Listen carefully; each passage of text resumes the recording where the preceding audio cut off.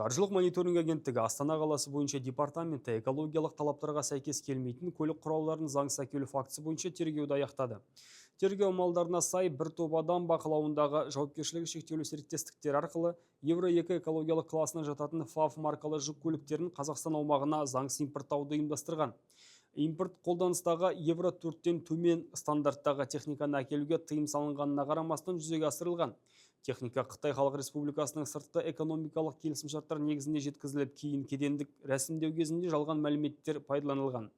Атап айтсақ, көлік құралдарының қауіпсіздік сертификаттары қолдан жасалып, онда әдейі Евро 5 экологиялық класы көрсетілген. Нәтижесінде Қазақстан аумағына 21 бірлік арнайы техника заңсыз әкелінген. Олардың жалпы кеденді құны 284 миллион теңгеден асқан. Кейін бұл техника байланысы бар компаниялар тізбегі арқылы сатылып, мемлекеттік сатып алу аясында 600 миллион теңгеден астам сомаға жеткізілген.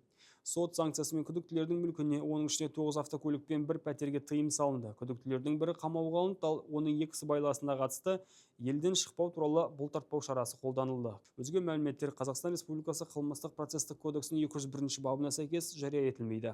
Айта кету қажет, экологиялық стандарттарға сай келмейтін көліктерді заңсыз әкелу қоршаған ортаға елеулі зиян тигізеді. Евро 2 класына жататын техника Евро 4 және Евро 5 стандарттарына қарағанда әлдеқайда көп зиянды заттар бөліп, ауа сапасының нашарлауына және халық денсаулығына қауіп төндіреді.